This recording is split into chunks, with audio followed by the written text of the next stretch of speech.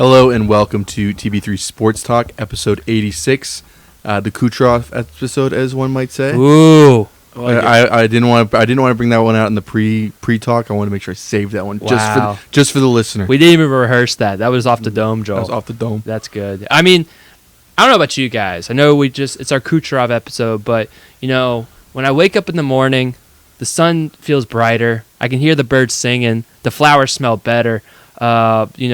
The coffee, I just feel like I'm like sipping my coffee like really with a smile, stuff like that. All of that is true when the Tampa Bay Rays are winning baseball games. It just feels better when the Rays are winning baseball games, and that's what they've been doing this week, and that's kind of what this main episode's about. Yeah, I mean, like you said, the sun, we live in Florida, it's getting hotter, and that's what the Rays are doing. They are getting hotter. They're white hot, especially Brandon Lau. Oh, my goodness. Can't wait to talk about him, but yeah. Life is so much better when the Rays are winning. Nothing's better. I wake up with a smile on my face when the Rays are winning baseball games. And at a day game, you can just marinate in that victory all day. Dude, this is the recording on Wednesday. It's like, oh yes, a day game series win. And you don't even have to like worry about like the night game stressing about it. You can just you get sit back, relax. Great. You're a winner. I completely agree with that. Yeah, the Rays have been playing great. Stick around though. Later on, we're going to be answering some questions from our Instagram followers. So if you do not follow us on Instagram, and we're going to be answering some questions. We've got some good questions from you guys. You guys, a lot of creative and funny and talented followers in the TB3 Sports Talk community. But we're going to talk about the team on the field, the Tampa Bay Rays. So last week when we left you guys, we talked about the Rays winning a home series against the Houston Astros. That was a big game for them. It was the Isaac Paredes series, but the Rays, they scrapped out 2 out of 3 wins. And I think after that series win, something turned for the Rays because they would welcome in the Blue Jays for 3 games in Steinbrenner Field, and they would win all 3 of them. A second sweep of the season for the Rays. A lot of similar games, especially the first 2. I mean, the Rays would win both the first 2 games 3-1, if I'm not mistaken. 3-1. Great pitching. We'll get into that. And then the final game, the series finale, 13-0. The Rays bats explode. The pitching again is phenomenal. And that's kind of how that series went. And then, dare I say, the 2 hottest teams in baseball played. The Twins, I'm pretty sure, were 13-2 in their last 15 headed into Steinbrenner Field. The Rays, they were on a 5-game win streak. 2 hot teams playing in Steinbrenner, 2 teams with amazing pitching staffs. Watching this Twins-Rays series, I mean, the pitching and the defense just stood off the screen, man. But the Rays took 2 out of 3. They won on Monday night, 7-2. Some heroics from Jonathan Aranda, Danny Jansen, great pitching from Zach Littell. Maybe taking them out too early, Kevin Cash. Whatever, guys, whatever. Then on Tuesday, the Rays would not get the middle game. They would lose 1-4-2. Joe Ryan, 2 things are certain in life. A rookie or a former Ray is going to go crazy when we're playing them. So he pitched a great game. The Rays lost this one 4-2. A couple frustrating, not hitting a runner scoring position. But today, we're recording on Wednesday, the Rays won the series in the day game, like Joel mentioned. 5-0 victory. Just 7-2 homestand. Kind of forget our whole questions about the Rays being bad at Steinbrenner Field. So I'll ask you guys this question. What has been the most impressive part of this homestand for you guys? I'll go first. I'd say it was the pitching, the starting pitching. To be specific, you had long innings from a lot of these guys. I mean, Drew went 6 back to back. Pep went 7. I want to say Taj went 7 too, didn't he? Last night he went 7. Yep. Yeah, I think that's been the biggest part. And during at least the last 6 games, a 1.50 ERA from the starters, which is pretty impressive to say the least. So I think starting pitching has been like the biggest thing.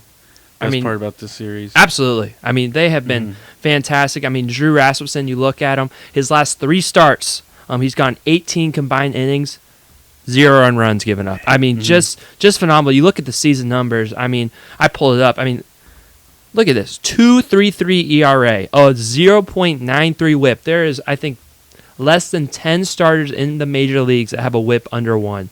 That is impressive. His fastball has a 99 run value in the percentile. He is in the 99th percentile with his fastball, his cutter, his 2-seamer, his 4-seamer. They've been fantastic. And then, man, you got to give a credit to Ryan Pepio. I know he pitched in that game where the Rays got all those runs, but 7-inning shut piece was phenomenal. And then Zach Littell, you were talking Littell, vintage as Littell. Brian Anderson would say. I mean, dude, and we were taking him out after 70 pitches, but phenomenal stuff. Taj, he did get the loss, but I mean, he was really good too. He was battling. He could use some run support there. For sure. And again, if we could just get Taj out the first inning, he's a great pitcher, man. And he's and then even why aren't we pulling the opener thing on him anymore? Maybe. I mean, we haven't done the opener in a long time. Him and Pep, man. They both could use it. I think Taj is the bigger need for the first inning, but Pep could use it too.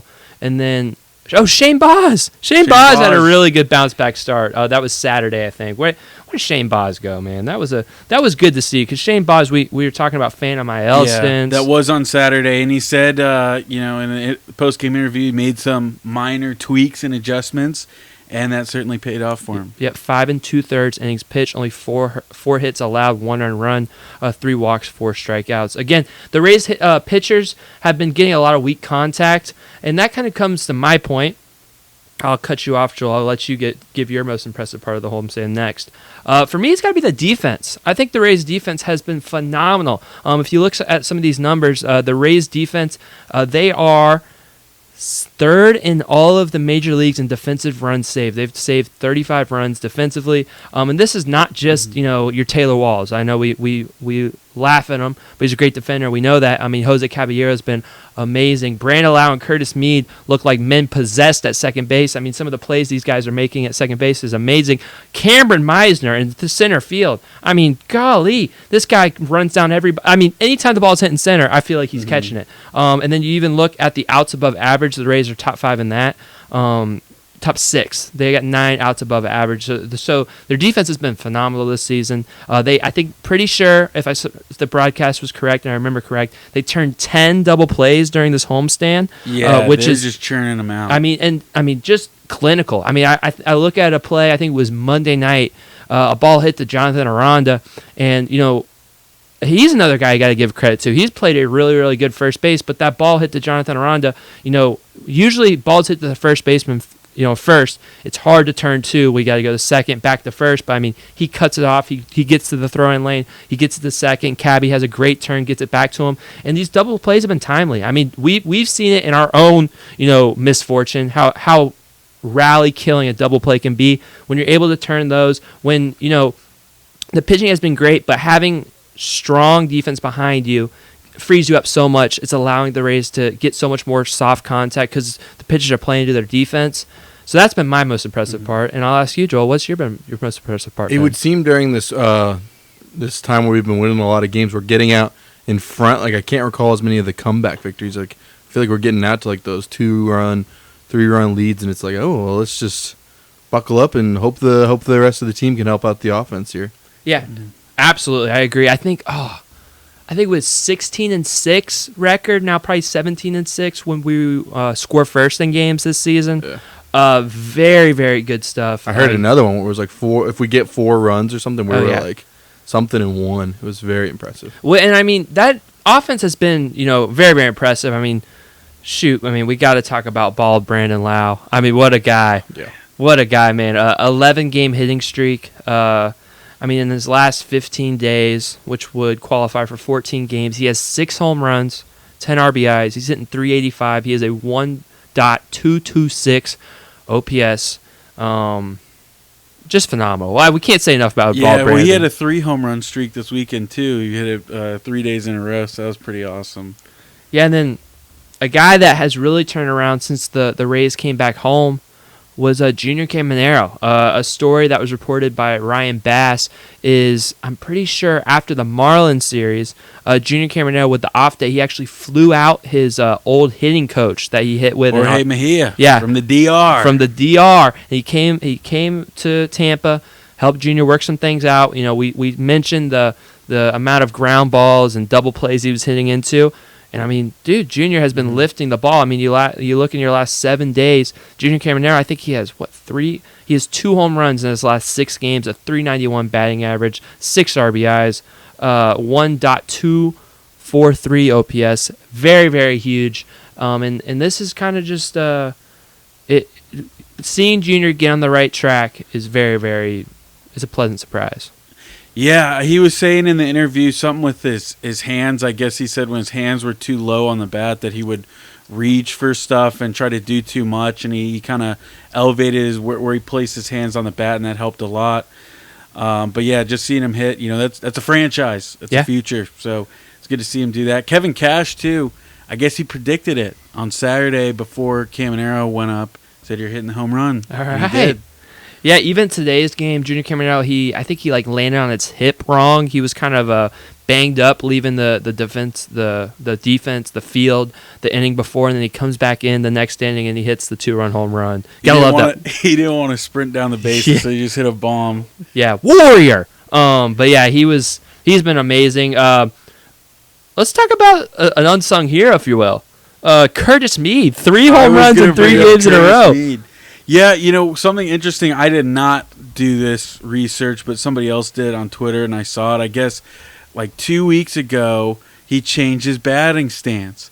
I guess he made some adjustment to it, and he's been absolutely Killing on fire. The last week, batting .381, he's got an 8-game hit streak. I mean, could this be the turning point for him? I really hope so. And I mean, it seems so. Everybody's been so mad at him. He must have finally taken it to heart. Well, it's yeah, that is true. And I mean, again, we talked about this last week, but it is kind of like the Hassan Kim's in Durham. Jake Mangum's in Durham. Like, you better start playing or you're gonna lose your spot, big dog. But I did see that thing with the changed batting stance. It's not a little tweak. I don't know if you've seen it. Curtis Mead. It's pretty different. Yeah, for If the I said majority little, of his I didn't mean MLB career, he has the Longo stance. Like, he has the bat above his head, like Evan Longoria, and now it's back down, like he's holding his hands here. It's completely different. So you got to give a lot of credit for him to make that type of switch in the middle of the season.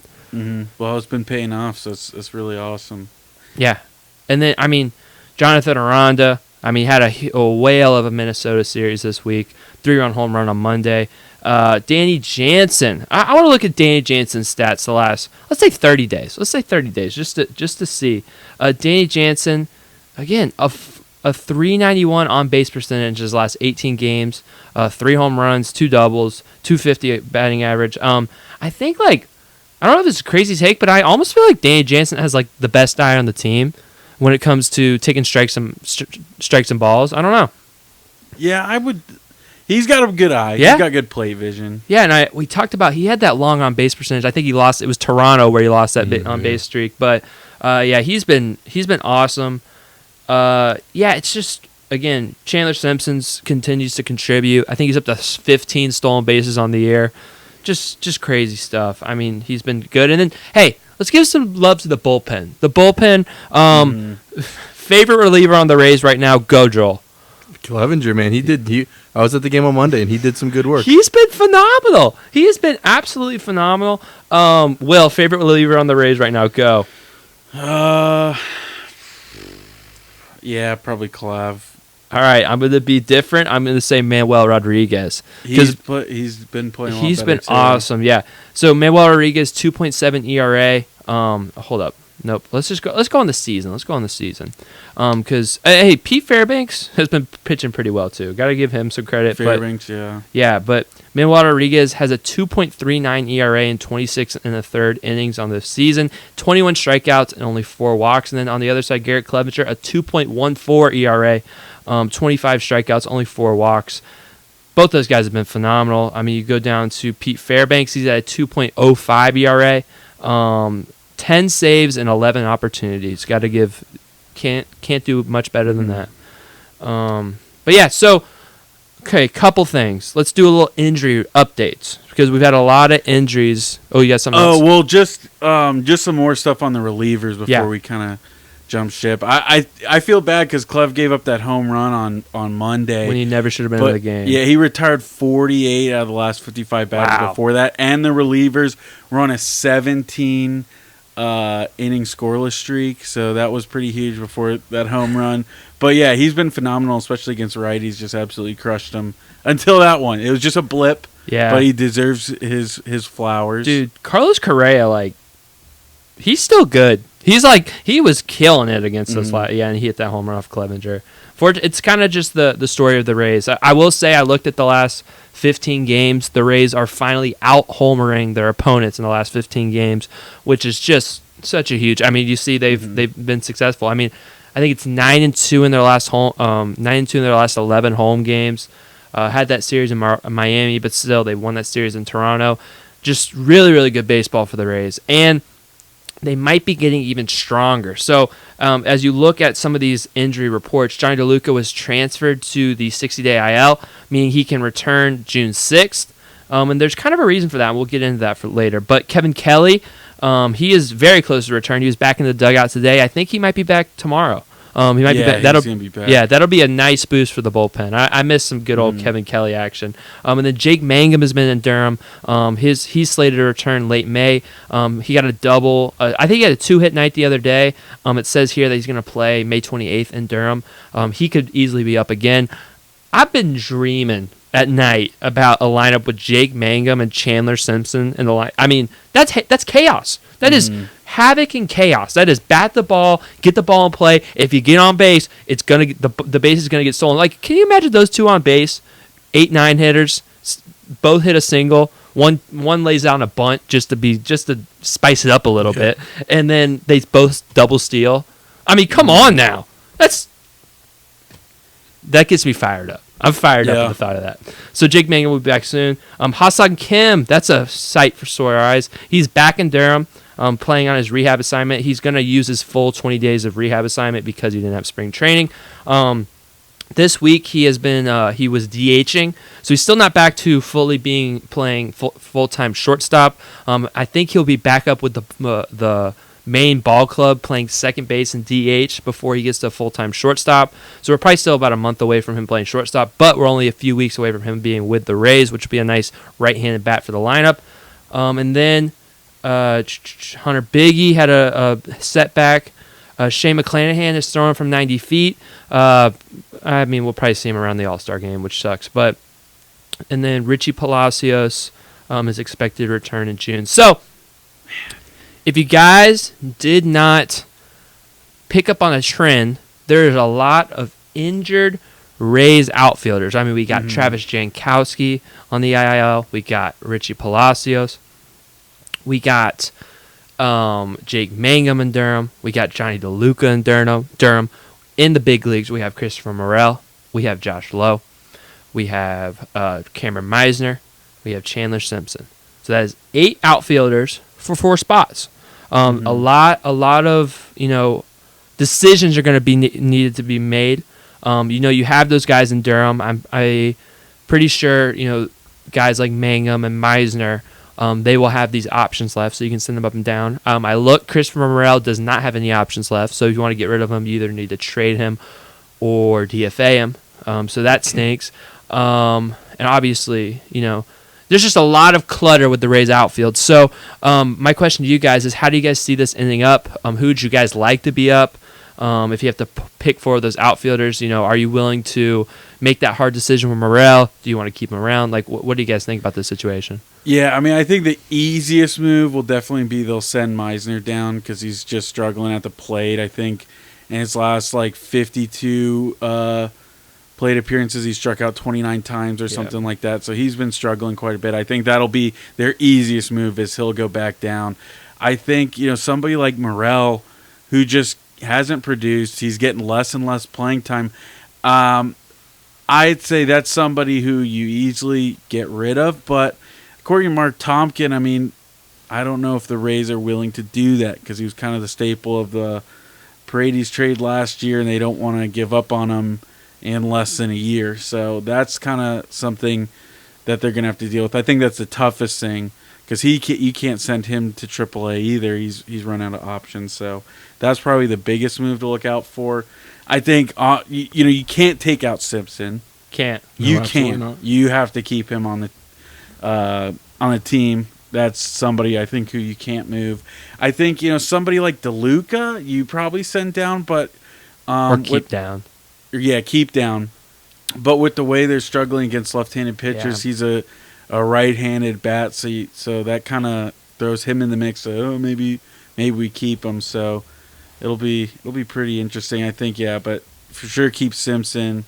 Obviously Josh Lowe, and the rest. It's tough. It's tough. I mean, with Morel, the right decision would be to cut him. I just looked. He is 5 for his last 38 in the month of May. So just in case anybody wants to do the math, that's 132. So he is garbage. But again, the whole thing with the trade, you look at Paredes. I think I saw he's got like 7 home runs or something in the month of, maybe in the last 2 weeks or something. So the Rays definitely don't want to admit their fault there. So I imagine we're going to be riding this guy out for probably the rest of the season. So I'd say he's safe. And then you kind of flip a coin with the rest of these 1-year, 2-year rookies. So I think we'll have Morel and Josh Lowe, and then I would imagine they'll keep Harrison around, or however you say his name. Simpson? Yeah, Simpson. We'll keep him around. So I don't know. The rest of the guys just have fun. Just throw a dart, see what happens. Jankowski has options, right? No. No, he doesn't. No, but you can kind of leave Jankowski on the IL for a while. Did they, when they signed him, I can't remember, did they sign him to the AAA roster? They traded for him, so I think they traded for him. I thought he got DFA'd. I don't think so. I think we traded him for cash. I could look here. I want to say the White Sox DFA'd him and the Rays picked him up. I don't know. Because he came up because who got hurt and why did he come up? Acquired in a trade from the White Sox for cash consideration. So that's basically like a DFA, I would say. But he went down, or he came up because Mangum and Palacios kind of went down in a Mangum, yep. So here's my thing. I think that there is, it's going to be very interesting. My thing is, I think that Mangum, the way he played, he has to be up. I mean, he just, like I said, I've been thinking about him and Simpson in the same lineup, all week since he came back to Durham. But I think you have to find a way to get Mangum back up on the roster. I do think that's the easiest move. Is I think you put in Mangum and you take out Meisner, and Meisner goes back down to AAA. You have the options. I think Mangum, he played center field. It's not a huge outfield, so you're not really giving up too much of a problem. Simpson has played center field. He should be able to do that. Even Josh Lowe can slide over and play center field. So I'm not too worried about that. The Morel thing is when you get tricky. Obviously, they moved Johnny DeLuca to the 60-day, so you have a little bit more time. And I think they do that because I think they're going to start shopping Morel off for trades. Yeah. And it may not be just Morel. It may be. We know the Rays have some extra starters lying around. I don't. These 5 starters have been pitching so good, you don't want to get rid of them. And I don't think you want to move like a guy like Joe Boyle, but guys like Jacob Lopez or Jacob Waguespack, who I'm pretty sure Waguespack has like a 0.4 ERA in Durham. These could be attractive pieces for teams that are either down a lot of starting pitching or don't have a lot to begin with. And a package of Morel and maybe Waguespack could be something that people are interested for. Walls. Even like I don't know. We're a little far from the deadline to do big packages, but I do think that Morel is a guy that they're going to start shipping away. I don't see them DFAing him as much. But if they DFA him, I just went to look up how much they'd owe him, which I think that's the biggest concern for the Rays. He's only on a contract for $800,000, so that's chump change. But you could cut him yesterday. But I still think that the Rays and other MLB teams still believe in Chris Morel. I know his chase rate is bad, but his bat speed is like electric. I still think a lot of those teams still believe in him, and I think the Rays are worried that if they get him, he's going to have that breakthrough somewhere else. I think somebody's got to believe in him in AAA. I think that's what it is. Though. It might be, but I guess a team can't really trade for him and put him in AAA because he doesn't have options. You can't. Yeah, I don't think so. If you do it, I think he has to accept the invitation to AAA. He would. If he gets DFA'd, then he would try to sign majors, and then he would have to sign the minor league deal. I would imagine somebody would be signing him saying, "Hey, figure this out." But I would imagine that a major league team, like a low-lying team, will take a chance on Chris Morel, and that's why you can't DFA him. To Pirates or something. Yeah. Oh, absolutely. He's been linked to the Padres a lot because they need some left field help. But I think he's going to be a piece that you shop away in a trade. But I think that, unfortunately, while the Rays do that, I think DeLuca is going to be the guy that suffers, and he's just going to end up being in Durham for a little bit longer than you want him to. That's fine. Like, DeLuca's never really impressed me. He had a pretty good start this season, but I agree. He hasn't been anything that you have to be like, hey, I need him up right now. It's like the best part about a guy like him is his walk-up song.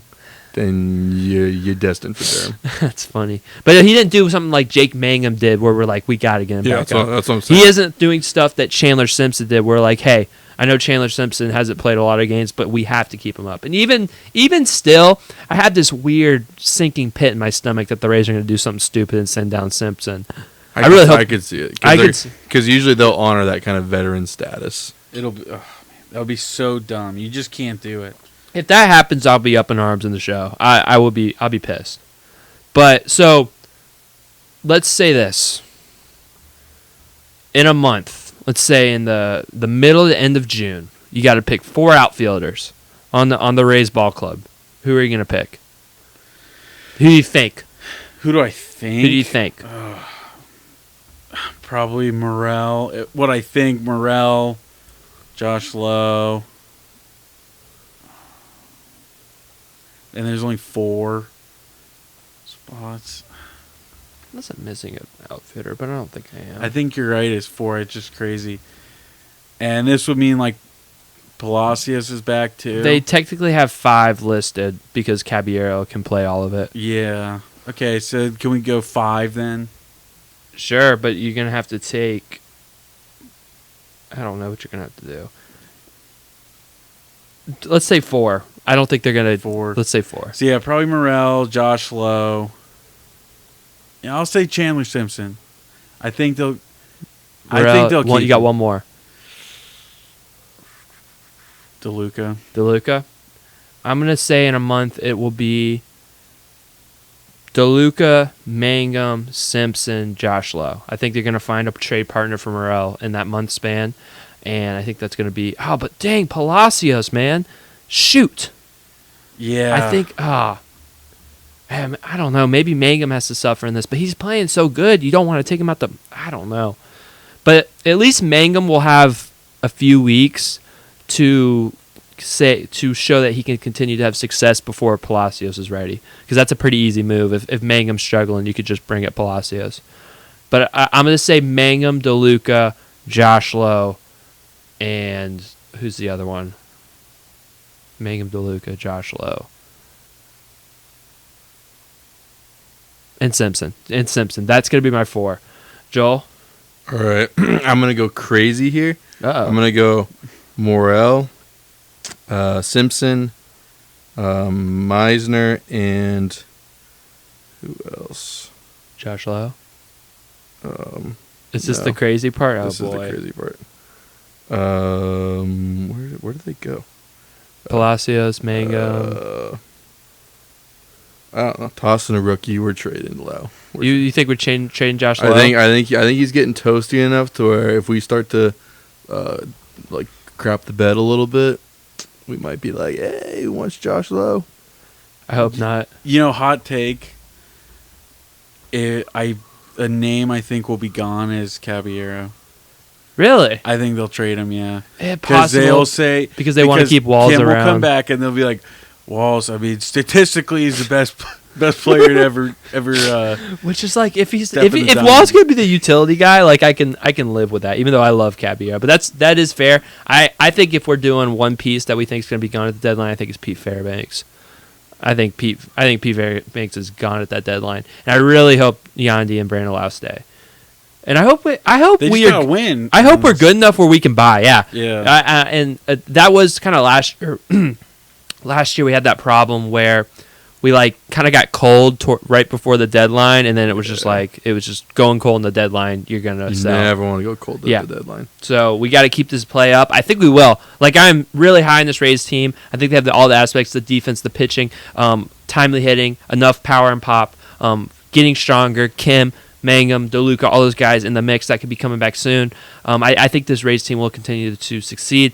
Josh Lowe has been a huge part. Whether Joel thinks he's traded, I don't think he will get traded. The thing is there's so much talent, you could say, in the outfield that you could flip low for a piece. I think if a person's whose name is spelled Lowe is going to be gone, it's the Brandon one. I mean, probably. But if they did that, I hope not. If they were to trade Josh Lowe, I could come on here and say, well, there's a lot of talent in the outfield right now.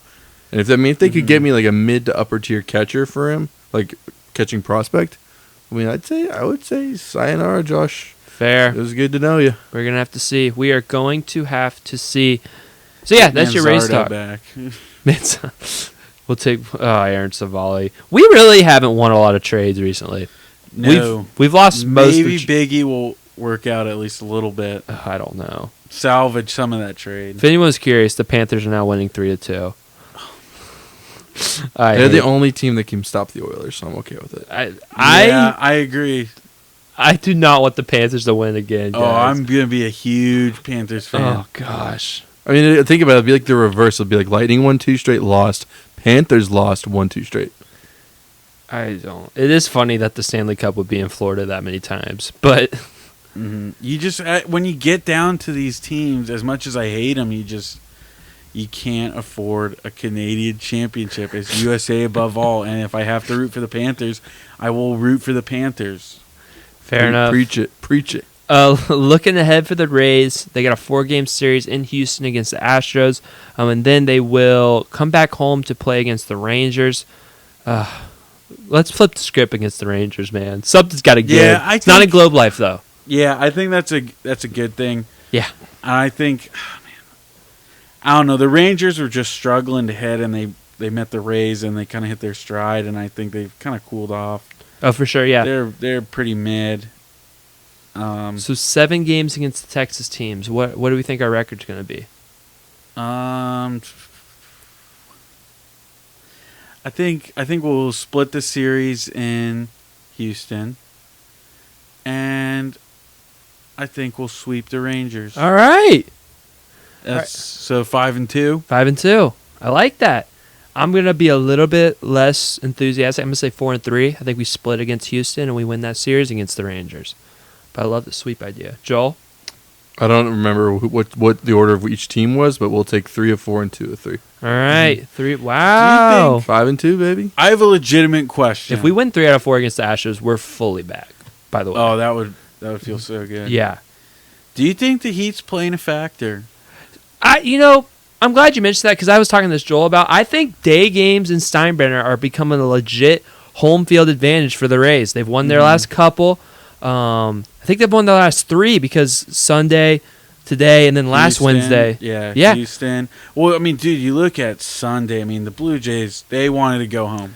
They wanted to go back to Toronto. Their managers throwing shots about being in a major league or a minor league stadium like they weren't in a minor league stadium 3 years ago. Like, seriously, he said something like, "Oh, you never want to take for granted that you play in a major league ballpark." And I'm like, "Bruh, you guys were playing in the Deed in 2021." Like, Eden is like a minor league ballpark. Yeah, seriously. Like it's Steinbrenner's a legit. lot bigger compared to them. Yeah, but it's just that's just a crazy thing to say. Anyways, I agree, and we know this from Buccaneers football that the Heat plays a legit advantage in the summertime for Florida teams. I think the Rays are a little bit used to it, and I do think it's helping them out. I don't know how big of a deal, but I do think it is at least somewhat of a deal. Yeah, I really think so, and I think that could be pretty helpful because it's something we've never seen. Like, they've played outside before in plenty of different ballparks, but there truly is nothing like the Heat down here, and it's something that teams really don't have to face, especially some of these central teams coming in and the northeast teams. They just don't have to face heat like this all the time, and I think this really could be an advantage for them. Yeah, that'd be curious to see like what the Rangers stats were at home for like day games when they were in their old ballpark. I bet you it was pretty highly favoring toward the Rangers. That wasn't a retractable roof, that old ballpark? No, that was why they got rid of it. So that's like that was a funky looking ballpark. That ballpark was ugly, but people love it. Yeah, well they play football games there now, Yeah. which I think suits it much better. The Arlington Roughnecks. Yeah, is it Rough Riders? Rough Riders, Roughnecks. Yeah, isn't there a Canadian team that's a Roughnecks? Yeah, maybe? no Rough Riders. So I'm thinking of the Canadian team, the Roughnecks.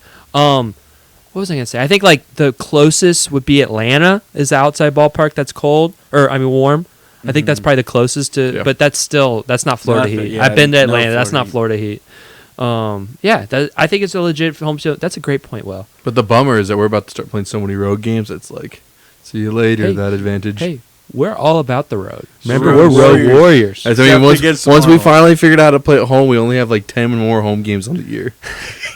For real, it's definitely under But it's 20. honestly, it is probably like around 30. Yeah. It's honestly though, it's probably good because I feel like our whole magic would kind of run out. So now we're that's true. we're going away. Okay, so that's your Rays talk for this week. And now we're going to talk about some questions that you guys asked on Instagram. So we'll start. I'll do chronological. Ready? All right. So the first question is, after some time passed, how do you guys feel about Emeka Ibuka as a draft pick? I'll go to Will first. I mean, I'm excited to see what he can do. I still think, I still think he probably, unless like barring an injury, I don't know how big of a piece he'll be in the already pretty stacked offense, stacked receiver room. I don't know how he's going to be able to, how much playing time he's going to get, how well he's going to be able to compete in his rookie year. But I think, he'll be solid down the road. I just don't know if this year he's necessarily going to help them out as much as some people might think. I'm still pretty excited about it. I think it's good that he is under the umbrella of great receivers like we have. And if we can get him a touch here and there, maybe toward the end of games and stuff like that, to just kind of get his feet wet, once the door begins to shut for some of our older receivers and the door opens for him, I think he'll be ready to go. And it'll be good that he had a couple of years here and there to kind of get into the system of the NFL. Yeah, I agree. I think that I think none of our opinions probably have changed since our post-draft show, because it's just like we haven't seen any games or preseason or practice even. So I still think that I'm in on Jason Light taking who he thought was the best on the board. I think there's enough touches to give out to Emeka Ibuka where he'll be able to make some type of impact in year one. And I do think, like you said, learning under these great receivers is going to be good for him down the road. I think probably it's still fluctuated how much of an impact, like you say, will be in year one. I think that he can be a guy who can consistently get 4 to 5 catches a game, maybe a jet sweep or two, and be a big impact player. I think he might honestly take a lot of J-Mac's reps away. But it's possible that he's still that wide receiver 4, and he's getting a couple catches a game, and that's it. We'll see. Mm-hmm. Next question. What would a fully healthy Rays roster look like for the Rays? I feel like that's pretty. We just answered that question. Yeah, so some sort of outfield of Mangum, DeLuca, Lowe, Simpson, and Palacios maybe. And then the infield, we'll have Hassan Kim down the road at shortstop, Junior at third, Brandon second, Yandy first, Danny Jansen catcher, and then hopefully Shane McClanahan. Yeah, at some point we'll have the pitching discussion. Yep. We'll see what they do there. I think one of those arms will get dealt at the deadline. Mm-hmm. Best Rays catcher of all time. I put a lot of research into this one. The biggest issue I think I see with Rays catchers is they always have like a 1 year where it's like, holy cow, I didn't know we had that catcher, and then the next year, the year before, they were trash. So you see that with Donnie Navarro. Like, I thought his 2007 was all right, but his 2007 was terrible. So he was an all-star in 2008. And then Zanina, when was he an all-star? 21, but he was garbage the rest of the years. So honestly, and I hate that this is the way that it is, and I want to say it's Wilson Ramos, but again, just 1 year. Not even a whole year. I think we had 2/3 of him. So, sorry to all us youngsters, but I think it's Toby Hall. He played for the Rays from 2000 to about 2006, but for most of those seasons, he hit above 250. Wow. Good for him. Yeah. I trust your judgment. I'm going Big Z, though. Yeah, I'm going Zunino just because it's like out of the last couple catches we've had, I mean, he just sticks out. He's like Babe Ruth to me now because just of how unlucky we've been in the catching position. But hey, I mean, Jansen, maybe Danny Jansen in the future, even though he's a 1 year deal. So yeah. It's like I want to go Big Z, but I won't. But also, like, shout out to John Jaso. Like, that might be a little bit before you guys' time, but shout out. He was like 2008 to like 2011, but he was really good. Nice. He sucked as a catcher though. Like, he was such a bad catcher. Oh, but he's a good hitter. Yeah, when we brought him back that one season, 2010 he wasn't 2010 he like balled out. Yeah, he was. I mean, yeah. I got his stats right here. In 2010, he hit 263, 5 home runs, 44 RBIs. 44. Good for him, man. I mean, like, that's nothing to sneeze at, though. For a catcher. Like, I would love to have that right now. Yeah. Remember he had dreads on the Pirates? Yeah, he did. That was not a good look for him. Favorite Tampa team uniform of all time? Ooh, that's a good question. I'm gonna say it's the White Devil Rays for me.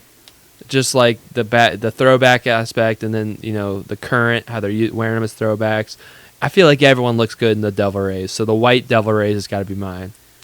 The reverse retro for the Lightning 2021. Ooh, those are so good. It's the classic black, but you just change the black tops to blue, and you have a work of art. Just black helmets too. Oh my gosh, so beautiful. Yeah. I wish that they would wear those more. Like I wish that someone else could be like these third jersey still. Honorable mention is the Rays City Connects. So good. I just think everything about them, down to the T, is literally perfect.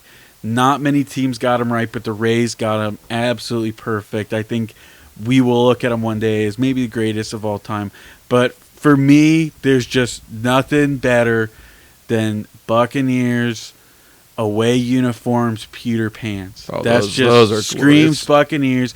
Growing up, a Sunday 1:00 game, early in the year, they're wearing the white jerseys, pewter pants. So many memories in those uniforms.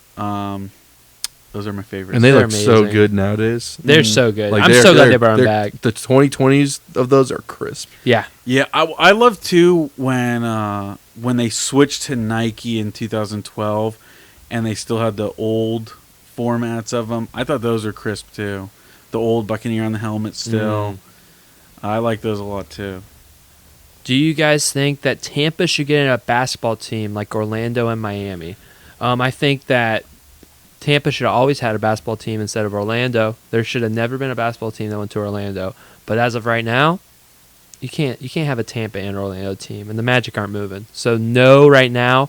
But if you asked me when the Magic were about to become a thing, I would have said yes. It's true because you hear those interviews and they're like, Orlando, that's Disney World. You're not talking about Tampa? Yeah. Yeah, it's hard to connect with the Magic for me. I mean, people might hate me for that. I'm not really a Magic fan.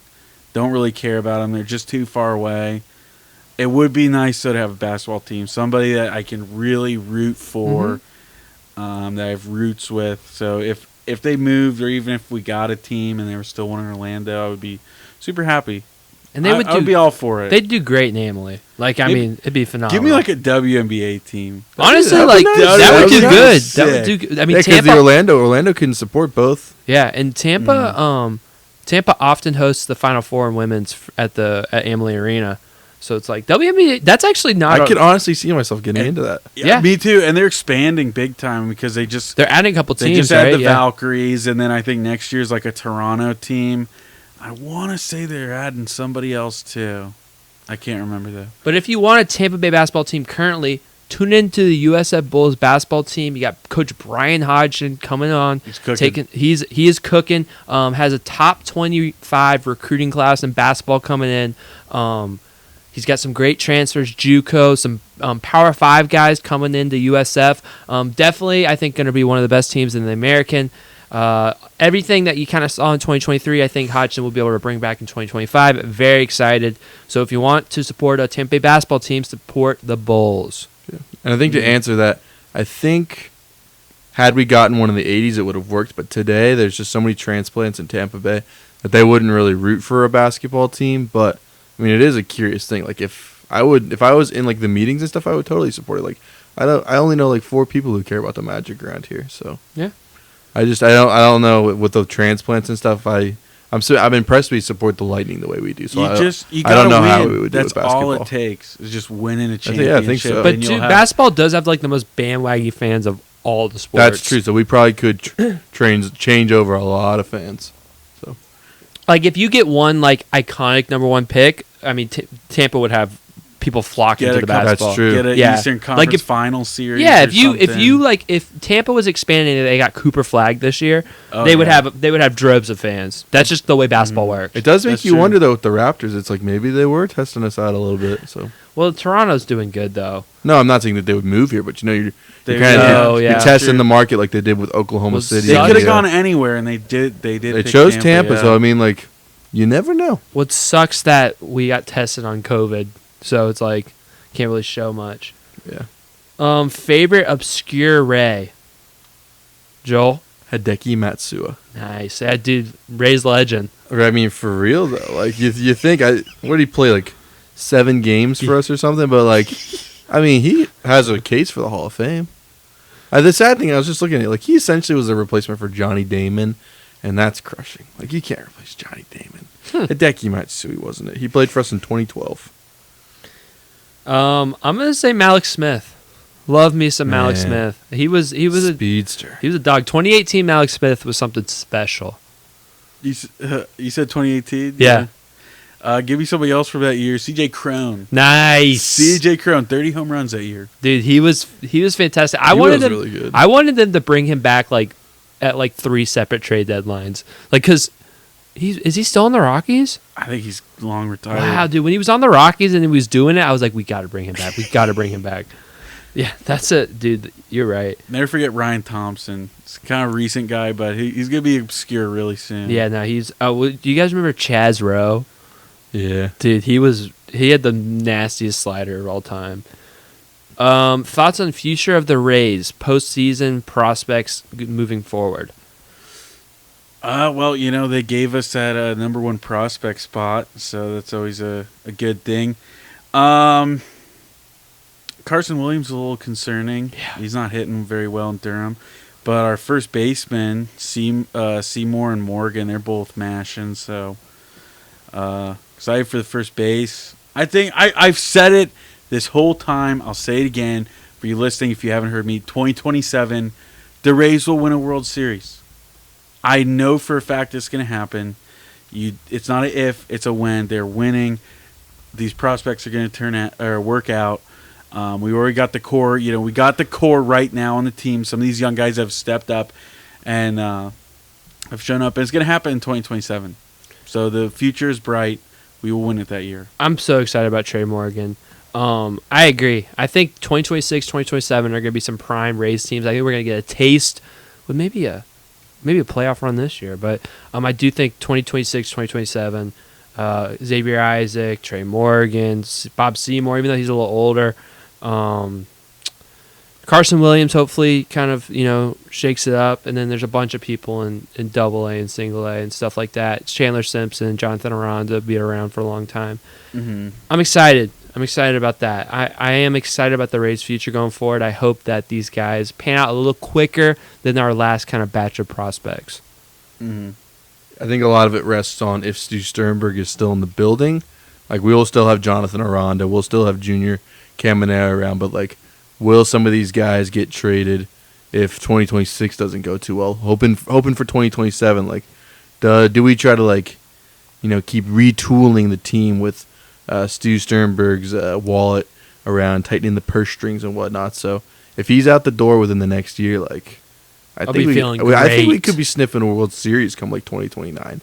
But if he's still around, you kind of just wonder when this batch of talent on this team is traded before we get to the 2027 prospects. Mm-hmm. So I don't know. Yeah, no. But I mean, he could be gone sooner than later. So if that happens, 2020, those will be awesome years for us. Yeah, I agree. A double question, all right? So the first question, will the Buccaneers have more than 11 wins this year? No, they will have 11 wins. They will have 11. I'm going to say that I said 12, so I will say yes. I think I said 10 on the Buccaneers recap video, so I'll stick with 10. 10. So 2 no's, 1 yes. We'll just have to see how it goes, how health goes. Health's a big thing with the Bucs. But I do think the schedule is a lot easier this year than last. At least not as many vaunting stretch as there was last year. Yeah, I just think the difference is compared to last year is your division's a little tougher. I'm kind of worried about the Panthers. I'm extremely worried about the Falcons, although I don't think their defense is as good as it was last year. But I am a little worried about the division. Not going to lie to you. Definitely an improved division. I don't know if both those teams are there just yet, though. I think the Falcons beat us. They swept us last year. I think even if you put Michael Penix in, they would have done the same. That was a crime against humanity, them sweeping us. That was the worst. Panthers, I mean, the first game should have probably lost. Should have lost that game. I would say I'm more worried about the Panthers than I am the Falcons. I would agree. Yeah. I would agree. That offense. Tetero McMillan. Xavier Leggett. And don't forget about the biggest piece of them all, Adam Thielen. Adam gritty Thielen. receiver. Well, I let him date my daughter. And this is this next question. You're good, right? Yeah. Okay, next question. Multiple people asked this. Will the Rays make the playoffs this year? Joel? I just don't think so. I think this is a team where we're gonna probably win like 6 out of 7, but then we're gonna get swept, then lose 2 or 3 after that. So I think last year we saw a team where it would be like win a game, lose a game. I think this team's a little bit more exciting, a little bit more the highs and lows, where it's like win 4, lose 3. I'm saying yes. I'm saying yes too. I'm saying yes too. I really do think this team is very well constructed and can do a lot of different things well. I mean, right now I think we're only a game out of the second wild card. We are. I think maybe a game and a half. We are in second place in the AL East right now. It's very doable. I think I think there's 3 or 4 Central teams ahead of us too, and they're going to start beating each other up. They're going to beat each other up. I think we're not even that far away from the Yankees, and all it takes for them is to have one bad month. And again, all we have to do, there's nothing that we have done in the last 15 to 20 days is something that I don't think the Rays can continue to do. I don't think the Rays are going to stop pitching good. I don't think the bullpen's going to stop getting better. I don't think the Rays line up and down is going to stop being speedsters and stealing a lot of base and then getting the big hits. I don't see that. So yeah, and I think this is a year where they finally have depth. Yeah, almost everywhere. I just think like you look at 2022, 2023. I mean, how many injuries and just you had nobody, and you're held together by just strings. But I think finally they have depth. As some guys go down, they got plenty of pitching. They got guys on the way like Shane McClanahan. If somebody goes down, they got a couple guys in AAA. Joe Boyle's been amazing. Yeah, he looks awesome. So I just think everywhere you finally have depth, and you have a strong AAA team down there where you can bring up some guys to contribute. So yeah, I completely agree, and I think this year's lineup is much lengthier than the last 2 years. Like they're hitting. Yeah, no, I mean, but you have a guy like Caballero and Simpson, who are guys that can have productive at bats. Meisner, who had a really good start. These are guys that are your 7, 8, and 9 hole hitters. So it's a much less deep, dead spots. Yes, yes. There's barely any at this point currently with this team. Even like Walls and now a guy we're about to talk about. No more Rortvet because one question is Matt Thaiss take Ben Rortvet's spot, and that is confirmed to be true. Ben Rortvet, yes. Rest in peace, DFA. Nothing respect for Ben Rortvet. Gave us some good memories, but you're going to have to hit better to stay on the roster. So Matt Thaiss acquired from the White Sox, hitting .212 on the season. I think it's a .390-something on base percentage, which is pretty good. He'll be your backup catcher. And yeah, he's going to take Rortvet's spot, and I think he will be a much more productive at bat than Rortvet is and make the lineup even lengthier. So yeah, that's answering a question and also breaking news that I think we forgot to do. Next question: should we expect Ben Morrison to take Jamel Dean's starting spot week 1? I'm gonna say no. Yeah, I wouldn't say expect it. I mean, I think anything could happen. Yeah, you're going up against a veteran. If Jamel's still on the team at that point, I mean, I think he will, but you never know. They could trade him away. But you're going up against a veteran who's had some great seasons in the NFL. I don't know. I'd still think you're going to have to outplay him pretty well to steal that spot away from him.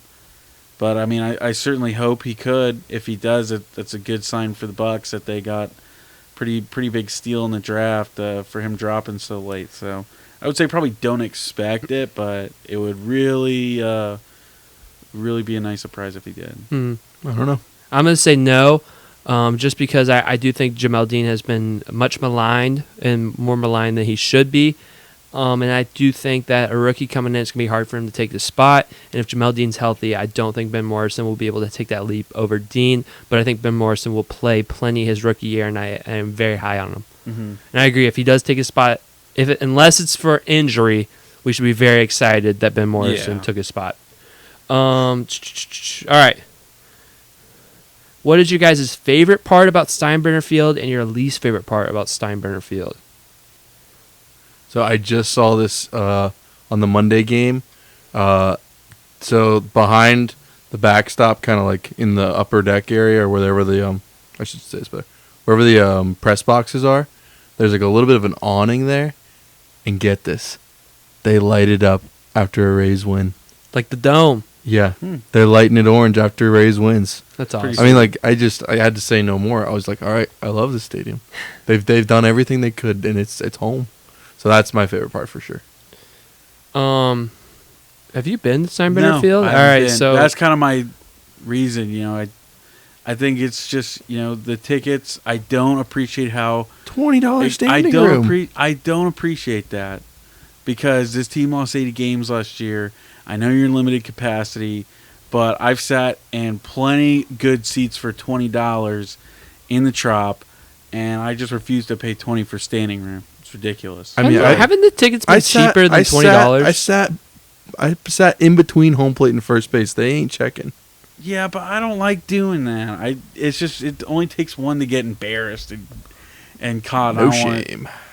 Here's what I've been doing. I've been screenshotting where the seats are open, and I've been writing down the section. Pro. He's a That's very pro. smart. I'm pretty sure tickets at this point are cheaper than $20 just for a seat. Maybe I haven't looked. I don't know. Every time I've looked, it's just ridiculous. That's crazy. I don't think so. I think you have to jump on the standing rooms like 2 days before the series starts, and then get those. Hey, they've been selling out a lot of games. My favorite part about Steinbrenner Field is the people that show up. True. I love the demographic of fans that show up. They're loud. You can hear them chanting. They're into the game. A lot of them are Rays fans. So I love that part about Steinbrenner Field. My least favorite part is a double whammy. The first one's like an obvious one. It's the heat.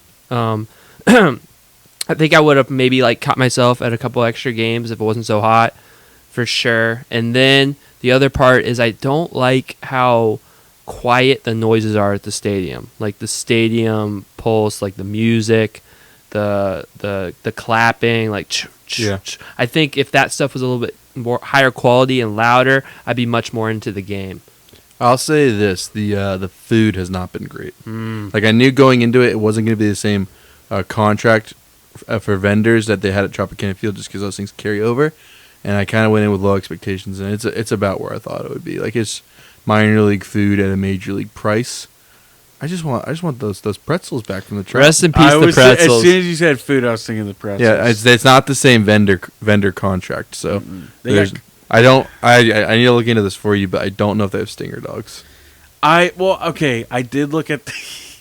It's gonna sound really the menu. It's gonna sound really big of me. I did look at the menu because somebody posted it on Twitter, and they're just showing like the prices, and they don't call it a stinger dog anymore, but you can still get the content it's just a chili cheese dog.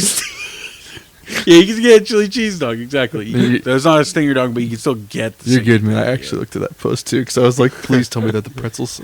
Oh, man. I was looking at Colony Grill, too. I saw that. They got okay pizza. It's like New York style. I haven't tried it yet. All right. I've heard good things about Colony Grill. You guys know I can't have the pizza, but... Shout out them, being the missus.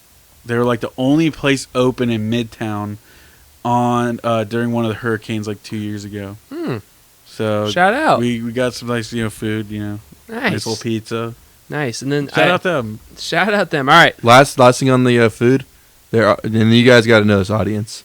The souvenir cups are not refillable this season. Oh my god! See, that's criminal. That is criminal. That is like a I bought one and didn't think about it, and then I asked, and they were like, "Nope." That's a huge thumbs down. Oh, thank you. I guess that might be. And so what? $17 for the souvenir it was cup. Like 12 or 14 or something. See now that's my new least favorite thing about Steinbrenner Field. Yeah, I figured you guys wouldn't like that. I was warning you guys, don't do what I did. Thank you. Yeah. And in this heat, in this for real, climate, you need. Yeah, they want people to drop dead. I'm a fatty. I got a lemonade and a soda at the game on Monday, and that was a nice. Lemonade's good though, isn't it? The lemonade's delicious. Yeah, but it doesn't change the fact that the soda's not refillable. That's ridiculous. They want me to die for water. They want me to die. That's what it is. They're like, he's gonna die. We better not give him free refills. All right, last question, and I'm looking at you, Joel, Right. and everyone. Will the Rays ever play at Tropicana Field again? So they're putting on the roof in June, all things going right. But the issue is the mold that's in the stadium right now. Like that's not going to be an easy cleanup. Like they say that there's water in the dugouts right now as we speak. That's what I've heard. How? Because it's been raining. Gosh, bro, that's bad. So that's an issue as currently. They're trying to say there's not mold, but people who've been going in and out of the stadium say the mold's pretty bad and it smells rancid. So, I mean, they're going to put the roof on just to kind of seal the box and figure it out from there. But I just don't see how they can. I talked to somebody at the Yankee Stadium that said that is conversation of them playing there next year.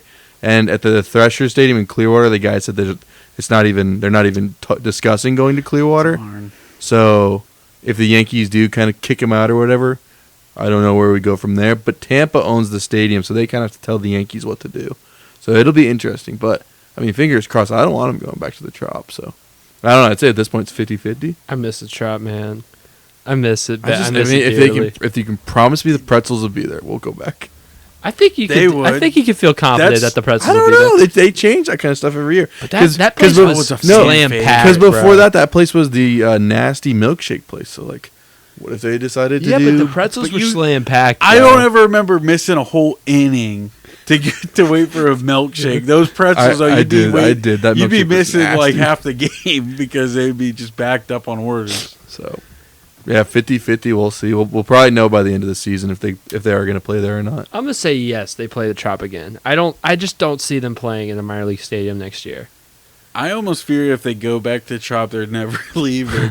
They go back to the Trop and you're there for like another 15 years. Hey, I mean that's a good problem to have. I'd be bad. I love the Trop. I'm still curious to see what the roof is. Is the roof more see-through than the last one? Yeah, well, I hope it would be a little. I hope they would do that, honestly. Because, like, why would you buy the same crappy stuff? Get something new. It's 2025. That is true. Honestly, like, if they did, like, a better roof, people might just, like, shut up about the Trop and love it. I mean, that was a rumor at one point. Was just, like, make the Trop a little bit better and just stick around for a little bit longer. I would be totally fine with that. I think if you made some, like, especially, like, kind of hard. I mean, they got a bunch of stuff out in right field. I think if you made some, like, windows in there, you could see. Apparently there is. I think we've talked about that before on the show. You can open it up in center field. There's like panels. Sure. They just don't do it. I still think the location is the worst part about the Trop. So I think you're still going to have the same problems in St. Pete. I mean, instead of building a new stadium like they were going to, just fix the Trop up a little bit. I agree. But get them in Tampa. And, that's it. Thank you guys. Episode 86, Nikita Kucherov episode was a successful one. So comment your thoughts down below. Any of the questions we answered, if you guys disagree, let us know in the comments. If you guys agree, if you guys missed the pretzels, let us know in the comments. Talk to us about Rays baseball. If you're on YouTube, hit the subscribe button, hit the like button. Follow us on Instagram, follow us on X. Bunch of content going on that. Spotify, hit the 5 stars, hit the follow button. And most importantly, have you guys a beautiful and blessed night.